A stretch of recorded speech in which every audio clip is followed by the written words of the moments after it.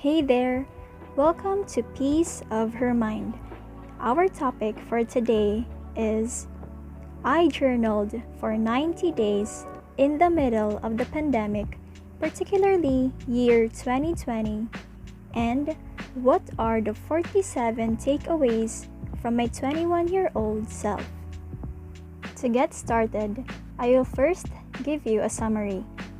So, last year, 2020, I started a journal which I called Journal for Self-Discovery, which is exactly for 90 days, and it was 90 days before my birthday. So let's get started. The first takeaway I have learned is, now that college life is over, I am daunted with the unfiltered reality that no one will push you to keep on pursuing your dream but yourself. Indeed, I truly agree.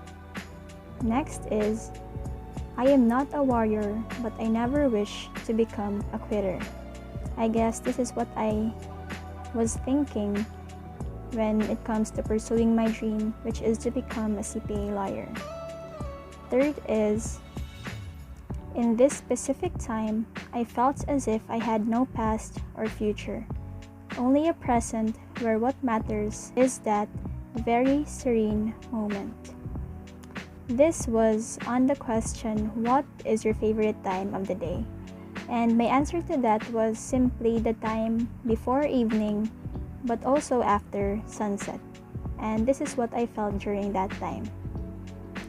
Next is, that's why, at the end of the day, I still don't have the confidence and credibility to declare myself as a good communicator, because I still can't convey my words effectively to the people who matter the most to me. Indeed, it still feels like that even right now, because there are a lot of misunderstandings and it's really hard to talk to people, especially if they are your family members. Next is, also, I always find myself alone, deep in thoughts, as I introspect about my past, evaluate the present, and navigate the seemingly unclear future. This is my routine during the pandemic, especially last year. Next is, I forgot to enjoy the little moments, unexpected detours, and the inevitable failures and losses. I remember writing this when I was asked of what I regretted during my earlier years. So I was too focused on studying that I realized this. I was too serious that I forgot to enjoy the little things. Next is, if there's one irreplaceable existence I have by now, it is the family. Indeed. Second is, that's why if there's one time that I would always want to remember, it was when I have experienced what being a complete family was like and how it feels to have one, even just for a little while. Again, this is about my family and during the time where we got to spend together as a complete family. If only I knew that it was the first and last experience, I would have wished for that moment to remain frozen. So this was during the times when I was still in elementary, and little did I know that the first and last vacation we had would be the first and last time that I would get to experience what being a complete family was like. So yeah, that's life. Next is, if there is a particular emotion or feeling I wish I didn't feel, it is having that inexplicable emptiness, indicating that there's a void inside your heart which is waiting to be filled with something meaningful, worthwhile, and everlasting. I don't know about you, but I still feel, even right now, that kind of empty feeling, which, it is something that is within you, but you really want to get rid of it. Next is, I remember that as a child, I've always felt different from the people around me. This was an experience that I always had when I was in my younger years. That kind of you don't fit in, that kind of feeling that people seem different from who you are as well. It seems like it's hard to find people whom you can actually vibe with. Well, that was my experience as a child. Next is that if one feels emptiness, those emotions exist to propel him forward to become his higher self. This was an optimistic conclusion I arrived with if one feels emptiness. That if you ever feel empty, if there's an inexplicable void inside you, it exists for a reason, and that reason is for you to become a better version of yourself. Next is, if given the opportunity, I would have been more present, active, and mindful of truly maintaining my social circle by giving time, energy, and focus on these people. Yes, indeed.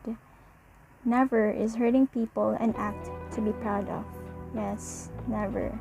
I promise to myself that I will give my all, time, effort, energy, focus, mindset, body, heart, and soul to making this dream a tangible reality. This is the promise I made and will continue to make to myself as I strive to reach for my dreams. Next is, frankly speaking, I am still trying to figure out everything about my life. Yes, and that is the status quo. However, there is a particular part of my life that I really hope to figure out with utmost clarity. Who I will be as a person. 100%. Above all, self-love is the best, purest, and grandest love one can experience. Never lose yourself just to accommodate another person in your life. That's not love. Well, you're being a love expert now. Basically, my life is not what I imagined it to be. Yes, this is one of the harshest but greatest realizations I've had last year. That is, your ideal life, or what you thought you would always live, the life that you thought you would always live, didn't turn out to be what it is. Next is, I finally processed how toxic, overloaded, and harmful it is to expose oneself to so much information, factual or not. There's an undeniable, although invisible, effect of constantly checking on other people's lives, whether those are success or down stories. These two thoughts are actually what I think about social media and how overexposure to it can be detrimental on one's mental health. Okay, so next is, we can't help but feel as if we're missing out so much in life whenever we see other people thrive in their respective lives. Yes, that's the effect of overexposure to social media. I may be a person with so many imperfections, yet I'll strive to become a better person through, with, and in Christ. Yes, praying and hoping. All in all, I am most thankful of being alive in the midst of a pandemic crisis, along with the people closest to my heart. Super grateful. Next is, with this, I can definitely answer that as of the moment, I do not find my life fulfilling because my everyday routine is still rocky, unstable, and unoriginal. Right now, I guess my routine has improved, but this was how my life was last year. I came to realize that safety is a state of mind, a mental state that we can always choose to have, notwithstanding our life circumstances. Yes, that is one thing that I have realized when it comes to being safe or security. It is not a physical matter, but it is in one's state of mind. Next is, at this point, one thing that I always rely on is prayers. Yes, and will always do. Chaos is what the world is right now, but every single day, I am trying to achieve a state of mind that is at peace, as it is founded on God's eternal love.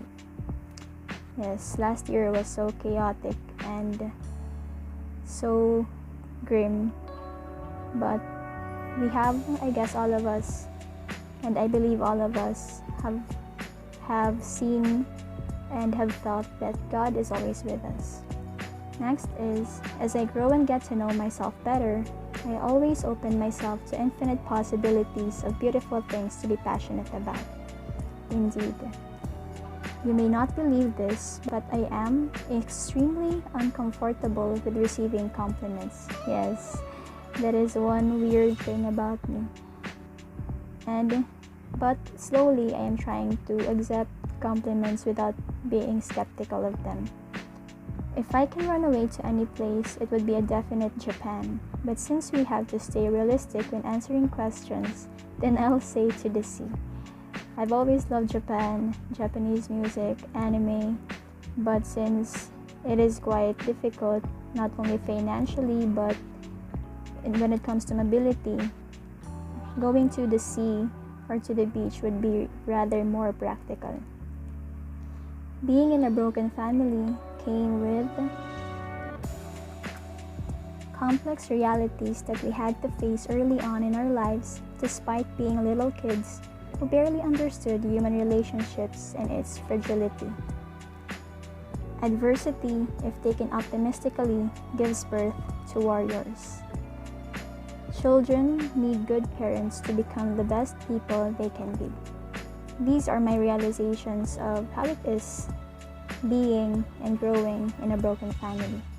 But again, there is always an opportunity and a choice to rise above one's brokenness.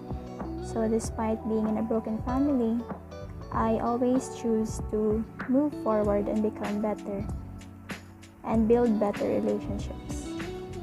After numerous failed almost relationships, I have come to the conclusion that love is like a renewable source of energy. Love is unlimited, but there is a limit to settling for something that will never be love. Yes, this is my newest idea or something that I have realized about love, that it is something that is within you and can always be produced every single day, making it renewable, but there is a limit to settling for something that will never be love. A simple life allows you to focus on the essentials and live with minimal concern for the extravagance. That is very true. Next, my family is my greatest inspiration because they are the realest people who will not only support me but also point out my flaws and help me not become a rotten person. What I meant by this in the rotten part is allow yourself to be criticized or at least to be taught by others, especially by your family members, because they see you better than how you see yourself during the most important times. Allow yourself to constructive criticisms and not be too full of yourself so that you will not become a rotten person. Next, however, I have my favorite people, and any place where I am with them is my favorite place. Yes, shout out to my favorite people. Now that I have graduated from college and been stuck at home due to the quarantine orders that are being strictly implemented, I have regained a better view of the beauty of spending quality time with your family, including your relatives. I guess this is not just limited for me, but to everyone. It is in building solid relations with people who truly matter to you that makes life beautiful and living worthwhile. One of the most solid and the greatest realizations we've had last year. We have to experience the painful punches of the real world to awaken our slumbering selves from their unrealistic daydreaming. This is what I realized when it comes to experiencing pain, experiencing rejections in our lives. That is, we had to take punches, the painful punches of the real world, so that we can be awake and put in the work to become better. Please don't be in love with the idea of love that anyone will fit the role for you. Yes, this is very important. Sometimes we are in love with the concept of love that, to the point, anyone, no matter who the person will be, you will be contented. Like, you will have no, you will allow yourself, you will sell yourself short just to experience that elusive feeling of love, even if it is not something that is real, or even if it is something that is not right for you, even if that person is actually not right for you. Love is real, and so is the person God is preparing for you. This is so much better.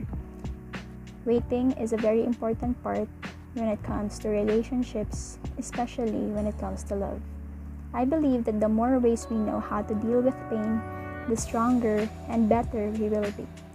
Yes, because our level of endurance to pain will become our cornerstone to having a resilient life.